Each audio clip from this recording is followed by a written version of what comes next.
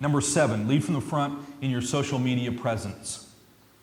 Now, I'm not picking on anybody tonight, but I will say this. We need to be mindful.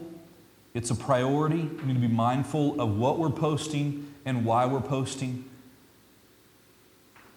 We don't have to choose a side. And I think about this. Matthew 18 doesn't say if you have offense against your brother, take it to Facebook, right? But a lot of people really do think that the first option to let people know how I feel and who I'm upset with is to post on social media. And I don't think any of us are doing this, but let's really just set the standard for what social media should look like from believers and Christians. And I'm super proud of and thankful for Sarah, managing all of our church stuff. But even, her personal stuff is just a great example of what can be an encouragement. I know Erica does a lot on social media that's really encouraging and connecting with people. Several of you guys, do a great job.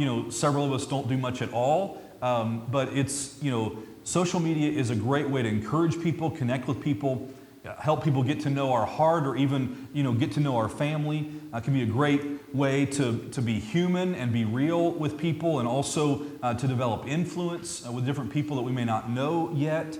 But the truth is, it's a poor soapbox, right? So anytime, we go to social media to air out our frustrations, I've done this many times, and I've teased with some of you guys about writing lots of posts that you had to delete after you had them all written and they sounded great because you just realized, hey, it's not worth it, right? And listen, I'm not saying that we have an issue with this, but I'll tell you, in our church, some of the biggest problems are coming from social media, and so we've got to be able to navigate this personally together. And we've got to be able to help people understand how important these areas are in our communication. Does that make sense? And I'll tell you this. Here's the thing about social media. The unfollow button is a very useful one.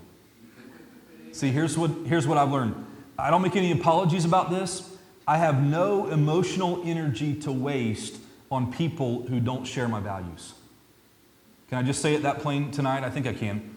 I don't have any obligation or responsibility to engage someone in any kind of banter that doesn't get me or know my heart or share the values of our church or share in the vision or direction of our church. Listen, this vision, what we're doing through the life of our church to reach people, is really the main focus of our obedience to Christ, right? Outside of our personal relationship and our families, what God is doing through our church is really, if someone isn't, for that or with us in that, I don't have any need to waste emotional energy on that.